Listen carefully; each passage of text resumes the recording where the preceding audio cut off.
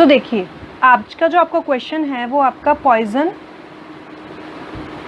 Distribution के ऊपर based question है, ठीक है। आपको क्या गिवन है, आपके पास एक वेरिएबल है x, ठीक है, उसका मीन आपको गिवन है 1/2, ओके।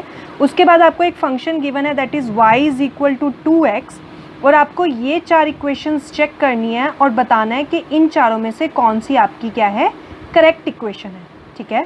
तो सबसे पहले है मीन और वेरिएंस। तो मीन और वेरिएंस से देखते हैं हम। तो सबसे पहले हम लिख लेते हैं हमें क्या गिवन है। तो हमारे पास गिवन है कि एक्सपेक्टेशन ऑफ x हमें ऑलरेडी पता है दैट इज़ 1/2, और हमको पता है ये किसको फॉलो कर रहा है, आपके पॉइजन वेरिएट को फॉलो कर रहा है, ओके। तो हमें पॉइजन वेरिएट का आपका जो मीन और आपका जो वेरिएंस होता है वो हमेशा क्या होता है, इक्वल होता है। क्या होता है, सेम आपका पॉइजन का मीन और वेरिएंस होता है, ठीक है।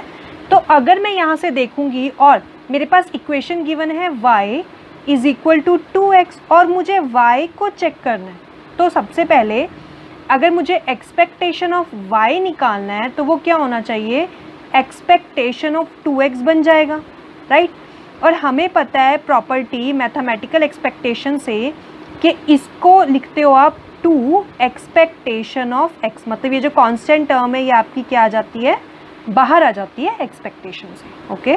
सो अब ये बन जाएगा 2 इंटू एक्सपेक्टेशन ऑफ x की वैल्यू आपको ऑलरेडी पता है दैट इज़ कितनी है, 1/2, तो ये बन जाएगा 1। तो यहाँ से आपको पता चल गया कि एक्सपेक्टेशन ऑफ y की वैल्यू 1 है। क्योंकि ये पॉइजन वेरिएट को फॉलो कर रहा है तो वेरिएंस ऑफ y की वैल्यू भी क्या होनी चाहिए, 1 होनी चाहिए। अब इस इक्वेशन में अगर आप देखोगे तो एक्सपेक्टेशन मतलब फर्स्ट इक्वेशन तो आपकी सही बता रहा है, लेकिन जो आपकी सेकंड इक्वेशन है उसको वो सेटिस्फाई नहीं कर रहा है। इसका मतलब आपका ऑप्शन 1 तो करेक्ट है लेकिन 2 आपका करेक्ट नहीं है। तो अगर मैं ये 4 ऑप्शंस देखूँ, आपको सब चेक करने की, चारों ऑप्शंस चेक करने की जरूरत नहीं पड़ेगी। तो अगर मैं इन चारों को देखूंगी तो देखो, एक तो सेकंड ऑप्शन आपका करेक्ट नहीं होगा, क्यों, क्योंकि इसके अंदर 2 आ जाता है, तो 4 तो चेक करने का मतलब ही नहीं है। सिमिलरली जो आपका डी ऑप्शन है इसमें भी 2 आ जाता है, इसलिए ये भी आपका करेक्ट नहीं होगा। अब आपको चेक करना है कि ए और सी में से आपका कौन सा ऑप्शन करेक्ट है, ओके। तो अब आपको पता है कि सी ऑप्शन में 1 और 3 गिवन है, तो आपको सिर्फ और सिर्फ μ3 को चेक करना है कि क्या वो इक्वल टू 4 आ रहा है, नहीं, यहाँ पे y आएगा आपका, ये y है आपका, ठीक है। तो ये ऐसे है μ3y इज इक्वल टू 4, आपको क्या करना है, चेक करना है, ठीक है। तो सबसे पहले तो मैं μ3 का फॉर्मूला लिख लेती हूँ। क्या होता है, μ3 का फॉर्मूला होता है μ3 dash minus 3 μ2 dash μ1 dash plus 2 μ1 dash का स्क्वायर, ठीक है। अब अगर मुझे मोमेंट्स निकालने हैं, जैसे मुझे μ1 डैश फाइंड आउट करना है, μ2 डैश फाइंड आउट करना है, और मुझे क्या फाइंड आउट करना है, μ3 डैश फाइंड आउट करना है, राइट। अगर मैं एक एक को अलग से फंक्शन से फाइंड आउट करूँगी तो वो टाइम कंज्यूमिंग होता है, राइट। लेकिन मैं इसको डायरेक्टली फाइंड आउट कर सकती हूँ, कैसे, क्योंकि पॉइजन वेरिएट में डायरेक्टली इनकी वैल्यूज़ दी हुई हैं लैम्डास की फॉर्म में। सबसे पहले हम देख लेते हैं अगर किसी को डायरेक्टली निकालना हो तो कैसे निकलता है, ठीक है। देखो, सबसे पहले तो जो μ1 डैश होता है ना वो होता है आपका मीन, तो इसका मतलब इसकी वैल्यू तो हमें ऑलरेडी पता है दैट इज़ 1, किसकी, एक्सपेक्टेशन ऑफ y की, राइट। अब अगर मुझे μ2 डैश निकालना है, वैसे फॉर्मूला होता है आपका, क्या होता है, समेशन x f(x) dx, ये फॉर्मूला होता है आपका, नॉट मतलब ये μ2 डैश का नहीं है, ये आपका फॉर्मूला है फाइंड आउट करने के लिए, किसको फाइंड आउट करने के लिए, आपके मोमेंट्स फाइंड आउट करने के लिए, किस, ठीक है, एक्सपेक्टेशन की फॉर्म में। तो अगर मुझे μ2 डैश निकालना है मतलब वो होगा एक्सपेक्टेशन ऑफ y स्क्वायर, क्योंकि हमें क्या निकालना है, μ3y निकालना है ना, तो ये होगा। तो मैं इसको कैसे लिख सकती हूँ, summation y square f(y) dy, right. और f(y) आपका क्या होगा, e minus lambda, e to the power minus lambda, lambda to the power y upon y factorial, और ये किसका फंक्शन होता है आपका, ये है बेसिकली आपका पॉइजन वेरिएट। मैं इसको पुट करूँगी और फिर सॉल्व करूँगी तो वो टाइम कंज्यूमिंग होता है, इसलिए मैं आपको डायरेक्ट रिजल्ट्स बता रही हूँ। वो क्या होता है आपका कि आपका अगर आपको mu two dash find out करना है, मतलब आपको expectation of y square find out करना है, इतना आपको ध्यान रखना है। अब आपको इसको कैसे लिख सकते हो, एक्सपेक्टेशन ऑफ 2x स्क्वायर ऐसे लिख सकते हो, तो ये बन जाएगा 4 एक्सपेक्टेशन ऑफ x स्क्वायर। तो क्या है, अगर मैं y को डायरेक्ट फाइंड करूंगी और वो फंक्शन है 2x की फॉर्म में, ठीक है, तो वो क्या होगा, लंबा खींचेगा। तो मैंने 4 आपका बाहर ले लिया और y x की फॉर्म में इसको क्या कर लिया, चेंज।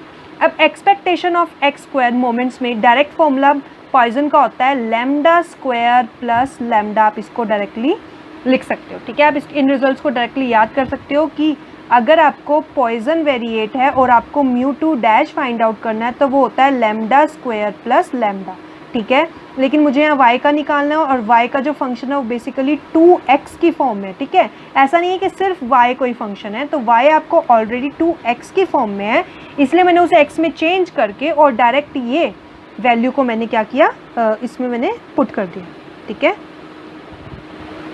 अब हम इसको सॉल्व कर लेते हैं।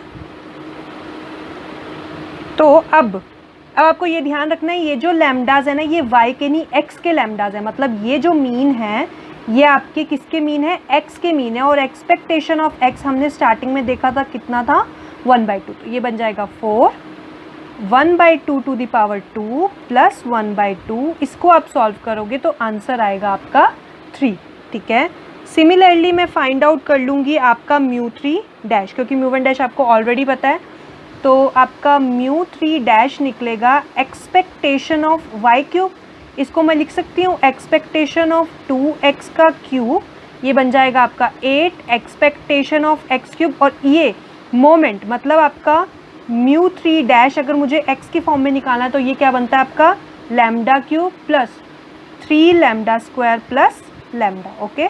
तो अब इसको मैं रख दूंगी, तो यहाँ बन जाएगा म्यू 3 डैश अगर मुझे y का निकाल रही हूँ तो ये बन जाएगा 8 lambda cube plus 3 lambda square plus lambda, ये बनेगा 8 1/2 to the power 3 plus 3 1/2 to the power 2 plus 1/2। इसको आप सॉल्व करोगे आंसर आएगा 11।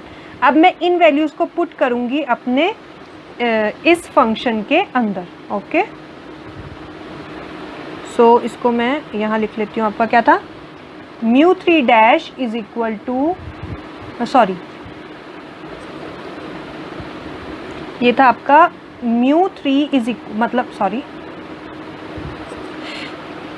ये बनेगा आपका म्यू 3 y के लिए आप निकाल रहे हो ना, तो mu 3 dash minus 3 mu 2 dash mu 1 dash plus 2 mu 1 dash का स्क्वायर, ठीक है। हम लिख लेते हैं वैल्यूज़, हमें पता है म्यू 3 डैश आया 11 हमारा, म्यू 2 डैश हमारा 3 आया और म्यू 1 डैश की वैल्यू है 1। अब मैं इसको यहाँ पुट करूँगी तो 11 minus 3 into 3 into 1 plus 2 into 1, तो ये आपका आंसर बनेगा 4। मतलब आपका mu 3y is equals to कितना आ रहा है, 4 आ रहा है। तो अगर मैं इस इक्वेशन को देखूं आपके, तो ये क्या कर रहा है, मेरा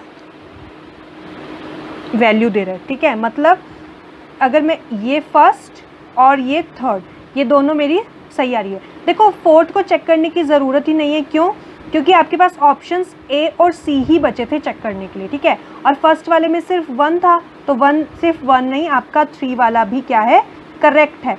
देखो ये वाला तो ऑलरेडी आपका कैंसिल हो गया था और 2 ये वाला भी कैंसिल, तो 4 को आपको चेक करने की ज़रूरत नहीं है, ठीक है। आपको सिर्फ ये 3 ही देखने पड़ेंगे, ठीक है। तो ये आपका क्या आ गया आंसर। तो आपका इसमें ऑप्शन सी क्या है, आपका करेक्ट ऑप्शन।